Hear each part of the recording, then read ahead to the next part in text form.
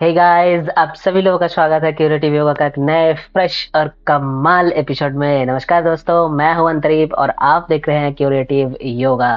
तो चलिए नया कुछ देखते हैं, नया कुछ सीखते हैं। दोस्तों, आज की इस वीडियो में हम जो डिस्कस करने वाले हैं वो है प्राणायाम की कंपैरिजन।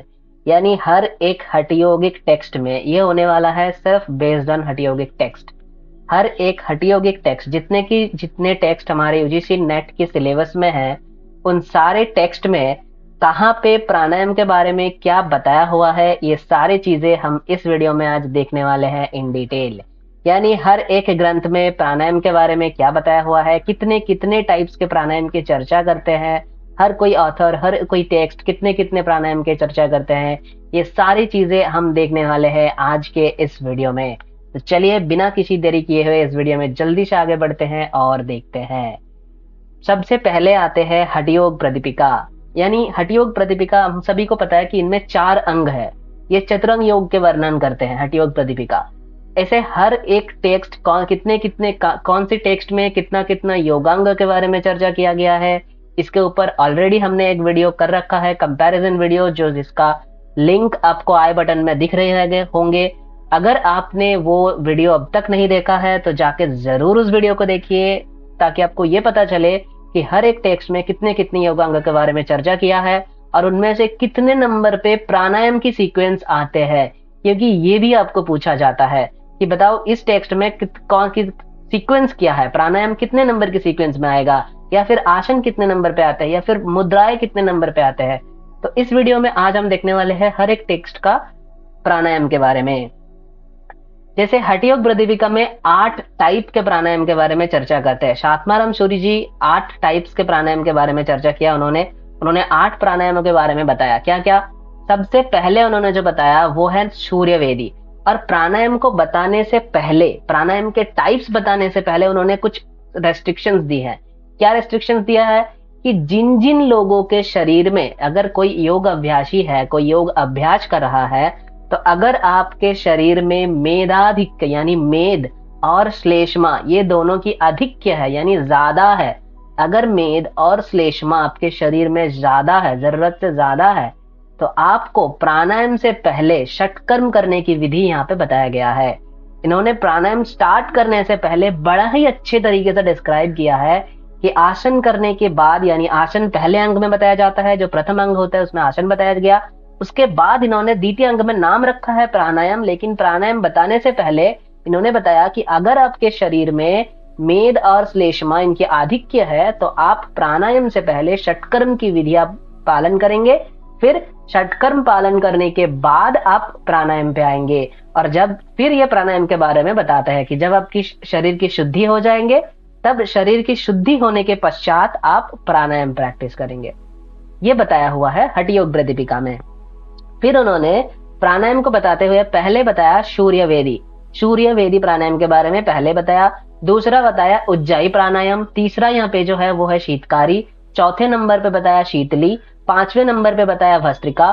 6ठे नंबर पे बताया भ्रामरी। 7वें नंबर पे मूर्छा एंड 8वें नंबर पे बताया प्लावनी। यहाँ पे केवली प्राणायाम के बारे में कोई भी बात नहीं कहा गया है, कोई भी बातें नहीं कहा गया है। अब हर एक प्राणायाम की डिटेल्स हम इस वीडियो में नहीं देखेंगे क्योंकि ये कंपैरिजन वीडियो है।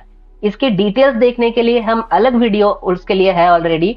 इसकी डिटेल्स मतलब जहां पे वीडियो की टाइटल ये होगा कि प्राणायाम अकॉर्डिंग टू हठयोग प्रदीपिका, यानी हठयोग प्रदीपिका में कौन कौन से प्राणायाम के बारे में क्या क्या बताया गया है, उसके विधियां क्या है, उसके बेनिफिट्स क्या है, ये सारे हम स्पेसिफिक जो प्राणायाम वीडियो होंगे हर एक टेक्स्ट के अकॉर्डिंग अलग अलग, उस पे हम ये सारे चीजें देखते हैं। ये कंपैरिजन वीडियो, यहाँ पे डिटेल्स नहीं देखेंगे, लेकिन रेफरेंसेस जरूरी है। रेफरेंसेस जरूरी है, इसलिए रेफरेंस को याद रखना। जो श्लोक में बताया हुआ है कि अष्ट कुंभक के बारे में, वो श्लोक क्या है? सूर्य वेदन मुज्जाई शीतकारी शीतली तथा व्रस्तिका भ्रामरी मूर्छा प्लावनी इति अष्ट कुंभका। यानी ये यहीं से आपको सीक्वेंस मिलते हैं। ये सीक्वेंस आपको पूछते हैं एग्जाम में। एग्जामिनर कई बार, एग्जामिनर को पता है कि स्टूडेंट को नाम याद होते हैं, तो इसलिए वो नाम के वजह सीक्वेंस पूछ लेते हैं कभी कभी। और जरूरी नहीं कि सीक्वेंस आपको पहले से लेकर अंत तक पूछे। सीक्वेंस कहीं से भी पूछ सकते हैं, चाहे 2 नंबर से लेकर 8 नंबर तक सीक्वेंस पूछ लेगा, या फिर 3 से लेकर 7 तक पूछ लेगा। ऐसे 4 सीक्वेंस आपको कहीं से भी पूछ सकते हैं। और श्लोक नंबर याद रखना कहाँ कहाँ पे चर्चा है, क्योंकि ऑलरेडी ये पूछा जा चुका है, ऑलरेडी पहले पूछा गया है कि बताओ प्राणायाम की चर्चा कितने श्लोक में किया है। जैसे घेरन संहिता का पूछा गया था, ये PYQ है, घेरन संहिता का पूछा गया था कि प्राणायाम की चर्चा कितने नंबर पे। हालांकि वो क्वेश्चन चैलेंज हो गया था, क्योंकि घेरन संहिता की हर एक कमेंट्री में श्लोक नंबर अलग है, तो इसलिए वो क्वेश्चन चैलेंज हो गया था। लेकिन क्या पता कल से हठयोग प्रदीपिका पूछ सकता है कि बताओ हठयोग प्रदीपिका में क्या बताया गया है, कहाँ बताया गया है। तो इसलिए श्लोक नंबर याद रखना। सूर्यवेदी सारे के सारे दूसरे अध्याय का है, 50 से लेकर स्टार्ट होते हैं। सूर्यवेदी 50 नंबर पे है, उज्जाई 51 से लेकर 53 नंबर तक है, यानी 51 से लेकर 53। चितकारी जो है 54 to 56, तितली है 57 to 58, वस्त्रिका है 59 to 67, ये ज्यादा है 59 to 67। फिर 68 में भ्रामरी, 69 में मूर्छा, 70 में प्लाविनी। ये हो गया हठयोग प्रदीपिका का। अब प्राणायाम को तो बता दिया, अब प्राणायाम के फल बताते हुए इन्होंने क्या बताया, प्राणायाम का फल बताते हुए इन्होंने बताया कि कुंभक अगर आप अभ्यास कर रहे हैं तो कुंभक के अभ्यास करने के कारण एक तो आपका कुंडलिनी शक्ति जो है वो जागृत होती है। ये प्राणायाम के रिजल्ट है, ये मेंशन नहीं है स्लाइड में, लेकिन याद रखना कुंभक के जो फल है वो एक तो है कुंडलिनी जागरण होता है, और दूसरा जो सबसे इंपॉर्टेंट है, जो सबसे इंपॉर्टेंट पॉइंट है वो क्या है, वो है कि ये त्रिलोक में ऐसी कोई भी चीज नहीं होगा जो आप प्राप्त नहीं कर सकते हो। अगर आपने कुंभक सिद्ध कर लिया, अगर आपका कुंभक सिद्ध हो गया, तो ये पूरा त्रिलोक में ऐसा कोई भी चीज नहीं होगा जो आप प्राप्त नहीं कर सकते हो। ये दोनों बताया गया है प्राणायाम का फल, ये किसी अलग अलग प्राणायाम का नहीं, ओवरऑल प्राणायाम का यह फल बताया गया है, किसी अलग अलग कुंभक के बारे में नहीं। वो अलग अलग सेक्शन में जो श्लोक नंबर हमने मेंशन किया है उस श्लोक नंबर पे वो है, लेकिन ओवरऑल प्राणायाम के जो फल है वो बताते हैं कि कुंभक अगर आप अभ्यास कर रहे हैं तो कुंभक अभ्यास का जो रिजल्ट है वो बताया कि एक तो कुंडलिनी जागरण होता है, और ये त्रिभुवन में सारी चीजें आपको प्राप्ति हो जाती है, यानी कि ऐसी कोई भी चीजें नहीं होगा जो आपको प्राप्त नहीं होंगे, जो आपको प्राप्त नहीं होंगे, ऐसा कोई भी चीज नहीं रहेगा पूरा त्रिलोक में। अब देखते हैं घेरन संहिता के अनुसार प्राणायाम क्या बताया गया है। घेरन संहिता के अनुसार भी सीक्वेंस को याद रखना, सीक्वेंस इंपॉर्टेंट है। यहाँ पे क्या बताया गया था, सूर्यवेदी उज्जाई, सूर्यवेदी उज्जाई शीतकारी शीतली। यहाँ पे देखो घेरन संहिता पे, देखो घेरन संहिता पे शहीद से स्टार्ट होता है, फिर सेम सीक्वेंस सूर्यवेदी उज्जाई, लेकिन वहां पे था सूर्यवेदी से स्टार्ट हुआ था, सूर्यवेदी उज्जाई फिर शीतकारी था, यहाँ पे शीतकारी है ही नहीं, घेरन संहिता में शीतकारी प्राणायाम है ही नहीं। यहाँ पर भी 8 प्राणायाम के बारे में बताते हैं, यहाँ पर भी 8 प्राणायाम। यहाँ पे सीक्वेंस कितना है, सीक्वेंस 5 नंबर है, यानी 5वें अध्याय पे यहाँ पे बताया गया है प्राणायाम के बारे में, और 5वें अध्याय का 46 नंबर श्लोक में 8 कुंभक की चर्चा आते हैं। ये श्लोक नंबर दोस्तों वेरी करते हैं, ये श्लोक नंबर वेरी होते हैं टेक्स्ट टू टेक्स्ट, यानी कई कमेंट्रियों में ये 45 भी देखा गया है, कई सारे ऐसे कमेंट्रीज है जहां पर ये 46 भी आते हैं। ठीक है, तो ये श्लोक नंबर वेरी करते हैं, इसलिए ये श्लोक तो आपको नहीं पूछेगा डेफिनेटली, क्योंकि ये पहले पूछा जा चुका है और इसमें चैलेंज हो गया है, ये क्वेश्चन चैलेंजेबल है।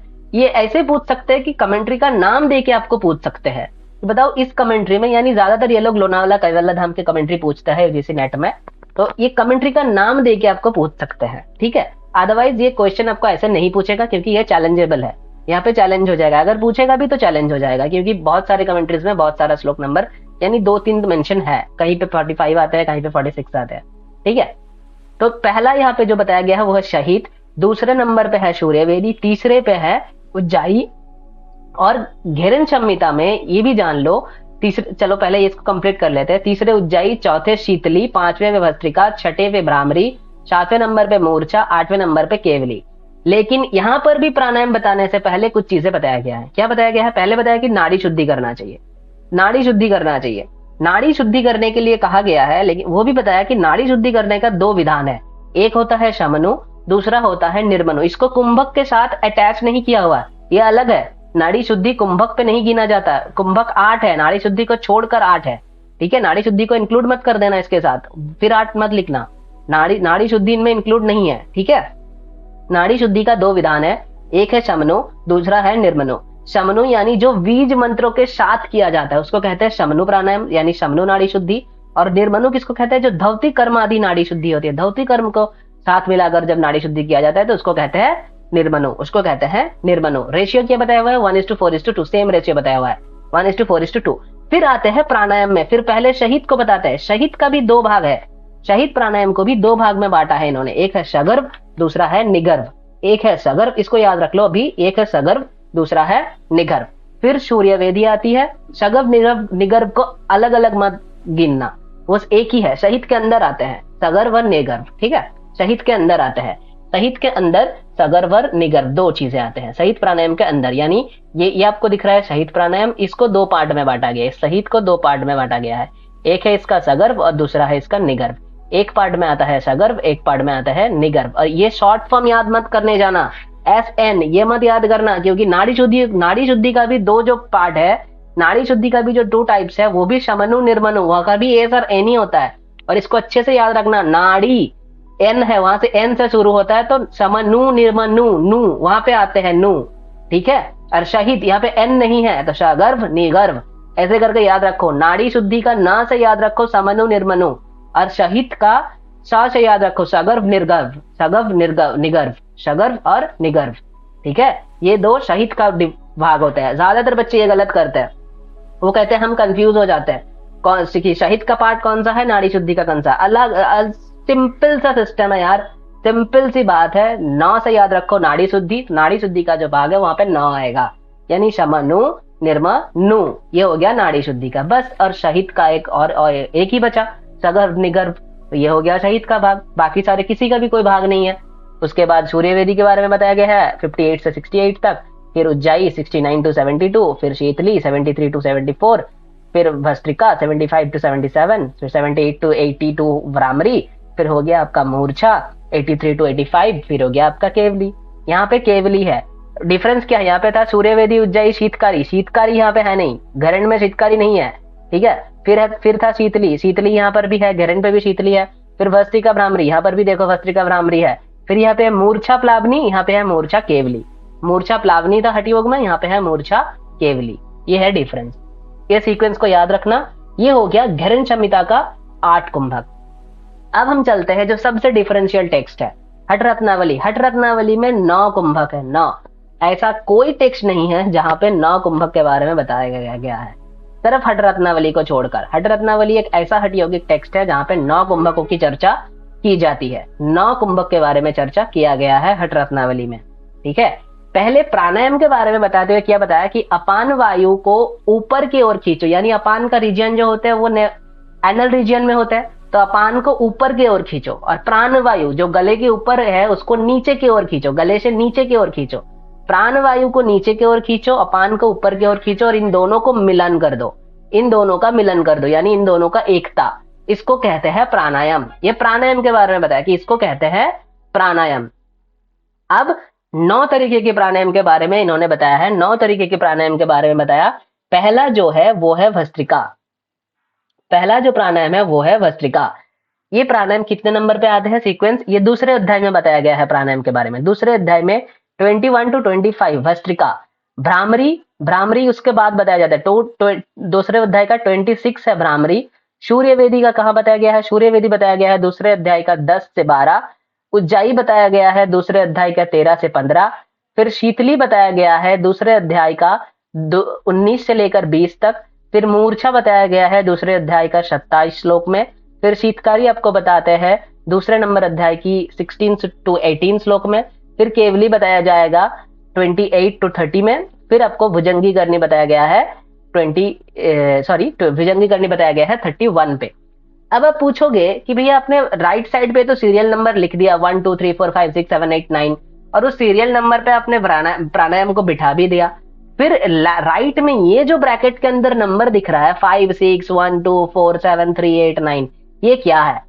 ये एक बहुत ट्विस्टेबल क्वेश्चन हो सकते हैं, हालांकि इसको कभी पूछते नहीं है, लेकिन ये हठ रत्नावली का जो सीक्वेंस है ना, अब देखना दोनों बैक टू बैक श्लोक है 10-11 10-11 मैं बोल रहा हूँ। हठ रत्नावली में जब प्राणायाम के बारे में बताते हैं ना, तो उन्होंने पहला जो सीक्वेंस मेंशन किया है वो जो आपको लेफ्ट साइड में दिख रहा है, यानी ये वाला जो सीक्वेंस है, ये जो सीक्वेंस है, ये जो सीक्वेंस आपको दिख रहा है वो है भस्त्रिका, भ्रामरी, सूर्यवेदी, उज्जाई, शीतली, मूर्छा, शीतकारी, केवली, भुजंगी करनी।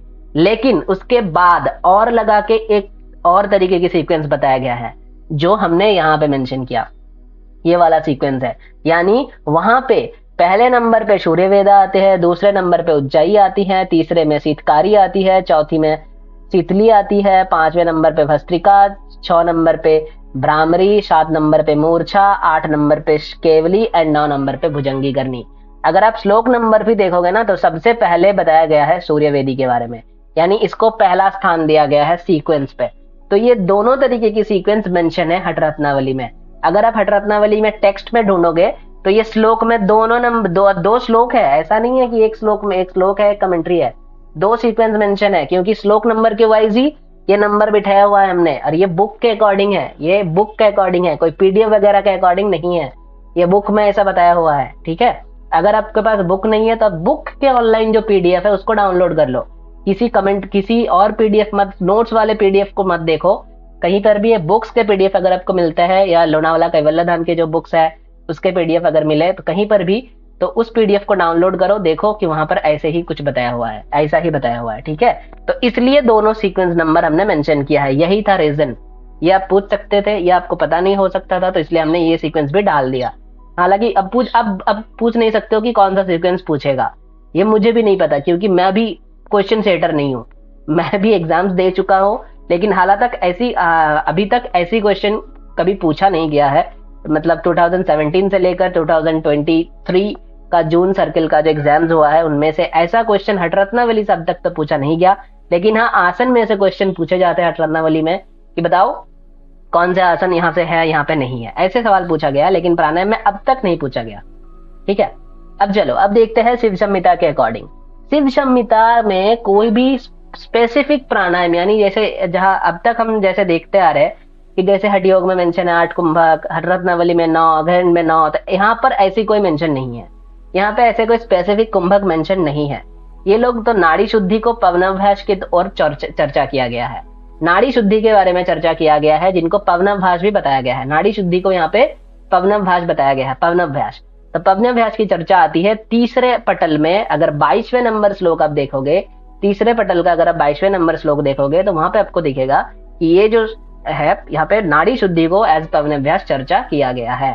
अब इनका प्रेफरेबल टाइम क्या बताया, ये गलती से ना 2 हो गया दोस्तों, ये गलती से 2 हो गया, ये भी तीसरे अध्याय का ही है, ये श्लोक नंबर गलती से 2 हो गया था। ठीक है, ये भी तीसरे अध्याय का है, तो इसको थोड़ा करेक्ट कर लेना, ये अच्छे से। इसको 2 नंबर में मत ढूंढो, क्योंकि ये 2 नंबर पे आपको दिखेगा नहीं, ये 2 नंबर है नहीं, हालांकि ये 3 है, ये 3 नंबर के 27 28 है ना। अब नाड़ी शुद्धि करने के लिए 4 यहाँ पे कुछ प्रेफरेबल टाइम बताया है, वो श्लोक में ही बताया हुआ है। 27 28 श्लोक नंबर जाके पढ़ो, श्लोक पढ़ो, वहां पे आपको दिखेगा कि 4 टाइम्स बताया हुआ है। ये श्लोक इंपॉर्टेंट नहीं है, यहाँ से सवाल पूछे जाते हैं, हर एक श्लोक को आप याद भी नहीं रख सकते हो, क्योंकि पतंजलि होते हैं आपके सिलेबस में, पतंजलि का श्लोक इंपॉर्टेंट है, बहुत ज्यादा जरूरी है उसको याद करना।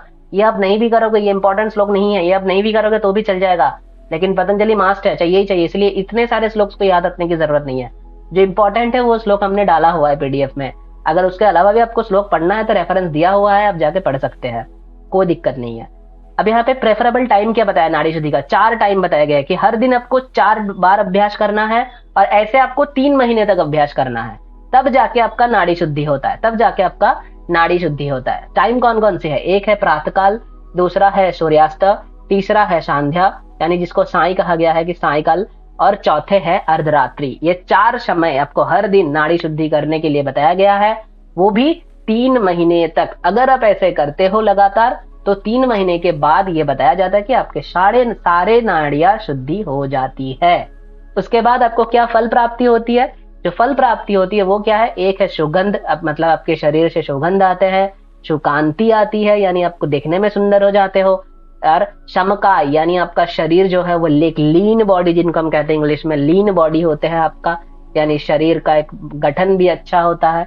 फिर स्वर सिद्धि यानी आपकी बोलने का जो स्वर है, स्वर में सिद्धता आती है, यानी आपका स्वर और भी मधुर सुनने को लगती है, यानी आप जो भी कहते हो सारे लोग मुग्ध होकर सुनते हैं, ऐसे कुछ बातें। अगर आप ये भी आप सोच सकते हो, कोई बात नहीं है। तो चारों टाइप्स बताए गए, और ये टर्म याद रखना, ये श्लोक से टर्म उठाया हुआ है। मैं चाहता तो इसका इंग्लिश वर्ड लिख सकता था, लेकिन ये इसलिए नहीं लिखा क्योंकि ऐसे ही टर्म डाल देते ये लोग, संस्कृत में और इंग्लिश में भी क्वेश्चन में ऐसे टर्म डाल देते हैं, क्योंकि इसका इंग्लिश पढ़ लेते हैं। समका यानी लीन बॉडी, बच्चे पढ़ के चला गया लीन बॉडी, अब एग्जाम में जाके ढूंढ रहे हैं लीन बॉडी तो है ही नहीं इसके रिजल्ट्स में, तो कहां से लिखेंगे भाई लीन बॉडी, वो ढूंढ रहे हैं लीन बॉडी नहीं देंगे वो लोग, वो संस्कृत का टर्म देंगे। एग्जामिनर और भी चालाक होते हैं, वो हमसे भी 2 कदम आगे चलते हैं, एग्जामिनर जो पेपर सेटर होते हैं वो हमसे भी 2 कदम आगे चलते हैं, तो वो ऐसे ही टर्म को उठाते हैं। सुगंध, सुकांति, शमकाय, स्वर सिद्धि, ये सारे टर्म जानना इंपॉर्टेंट है, इसलिए ये सारे टर्म को हमने मेंशन किया है। ये हो गया आपका शिव संहिता। अब है वशिष्ठ संहिता। वशिष्ठ संहिता में भी कोई स्पेसिफिक प्राणायाम के बारे में चर्चा नहीं किया जाता है, वहां पर भी वशिष्ठ संहिता में भी नाड़ी शुद्धि के बारे में बताया हुआ है। और प्राणायाम बताते हुए उन्होंने बताया, वशिष्ठ जी ने प्राणायाम बताते हुए बताया कि 2 टाइप्स के प्राणायाम होते हैं। एक को उन्होंने बताया जैसे सहित हम करते हैं शहीद प्राणायाम, दूसरा होता है केवली। सहित का मतलब क्या है कि पूरक, रेचक, कुंभक। टाइप 1 में पूरक, रेचक, कुंभक यानी ये शहीद प्राणायाम है। और दूसरा है केवली, यानी जहां पे केवल कुंभक होगा, जहां पे केवल कुंभक होगा, कोई पूरक रेचक नहीं होगा, ऑटोमेटिकली आपको कुंभक लगता जाएगा। और रेशियो क्या बताया हुआ है वशिष्ठ संहिता में? रेशियो बताया हुआ है 1:4:2। रेशियो बताया हुआ है 1:4:2। यहाँ पर बताया गया है कि प्राणायाम को मंत्र चैंटिंग यानी ओम मंत्र चैंटिंग के साथ प्राणायाम को करने के लिए बताया हुआ है। नाड़ी शुद्धि का एक्चुअली प्राणायाम नहीं बताया गया, नाड़ी शुद्धि के रेशियो बोल रहे हैं, तो नाड़ी शुद्धि को बताया हुआ है कि ओम चैंटिंग के साथ करने के लिए, और बताया हुआ है कि इसका जो एंड रिजल्ट है यानी अंतिम फल जो है वो है नाद उत्पत्ति, यानी अंतिम में आपका नाद उत्पत्ति हो जाएगा अगर आप नाड़ी शुद्धि अभ्यास कर रहे हैं तो। अब चलते हैं आगे जो है गोरख संहिता। गोरख संहिता में क्या बताया हुआ है? गोरख संहिता में कोई भी स्पेसिफिक प्राणायाम के बारे में चर्चा नहीं करते ये लोग भी, ये भी पवनाभ्यास यानी नाड़ी शुद्धि के बारे में ही चर्चा करते हैं गोरख संहिता में। और ये एज इट इज जैसा गोरख संहिता में बताया हुआ है एज इट इज आपको मिलेगा योग चूड़ामणि उपनिषद पर, सेम चीजें बताया हुआ है। रेशियो यहाँ पे क्या बताया हुआ है? 12, 10 और 16 यानी 12:10:16। अब तीन तरीके के साधक के लिए अलग अलग रेशियो बताया। आधम कटी का जो साधक होता है, आधम कटी साधक के लिए 12, 16, 10, मध्यम कटी के लिए 24, 32, 20, उत्तम कोटि साधक के लिए 36, 48, 30। अब इसको याद रखने का तरीका क्या है? पूछोगे कि ऐसे तो याद नहीं रख सकते नंबर। जी हाँ बिल्कुल, एक को याद रखो कि अधम कटी साधक के लिए 12, 16, 10, मध्यम कटी को करना है 2 गुण कर दो, उत्तम कटी साधक के लिए निकलना है 3 गुण कर दो, देखो निकल जाएगा। अब यहाँ पे है 12, इसके साथ 2 गुना करो, 2 गुना कर दोगे तो आगे आपका 24 यानी 24, ये आगे आपका ये वैल्यू। अगर 16 इसके साथ भी 2 गुना कर दो 32 आ गया, 10 है यहाँ पर भी 2 गुना कर दो 20 आ गया।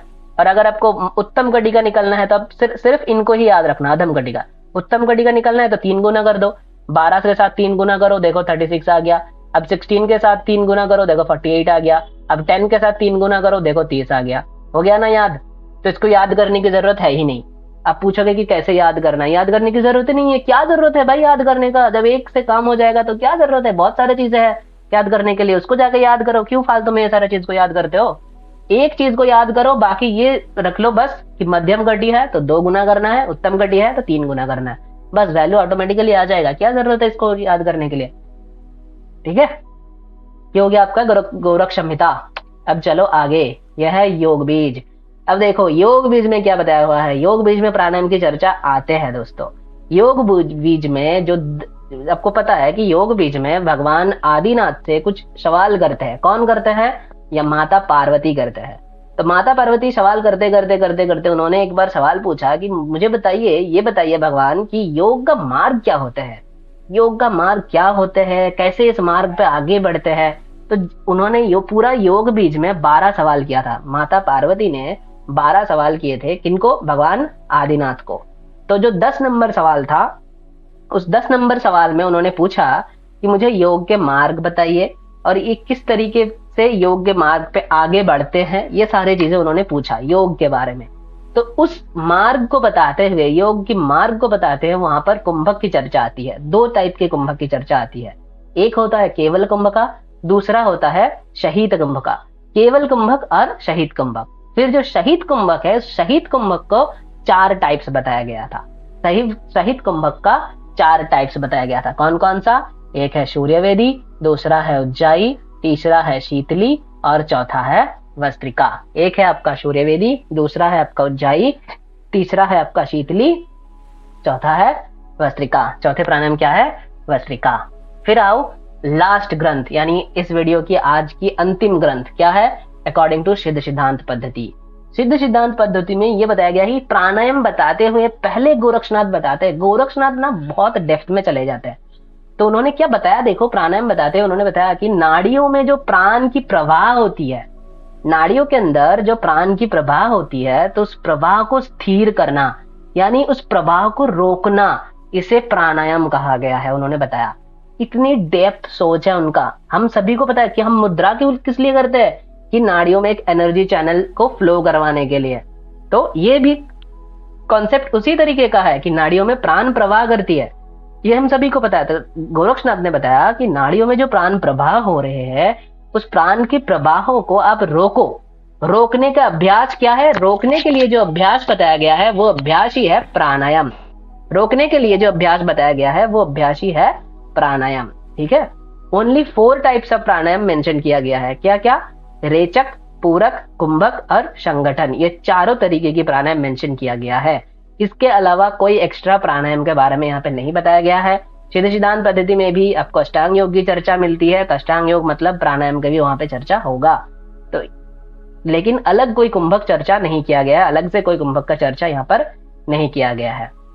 ये हो गया आपका सारे के सारे यौगिक टेक्स्ट के अनुसार प्राणायाम कहाँ पे क्या बताया हुआ है, आपके पास सारे रेफरेंसेस आ गया है। अगर आप चाहे तो पढ़ सकते हैं, अगर आप चाहे कि हमारे वीडियो से आपको पढ़ना है तो इसका अलग अलग टेक्स्ट का अलग अलग प्राणायाम के वीडियो, सारे वीडियोस बहुत जल्दी हमारे चैनल पे अपडेट होने वाले हैं। उसके लिए हमारे चैनल को फॉलो करते रहिए और सब्सक्राइब बटन को दबाना मत भूलिएगा। तो बस दोस्तों, फिलहाल वीडियो में इतना ही, फिर मिलते हैं आपके साथ अगले वीडियो में। तब तक के लिए stay healthy, stay happy and keep doing yoga. धन्यवाद।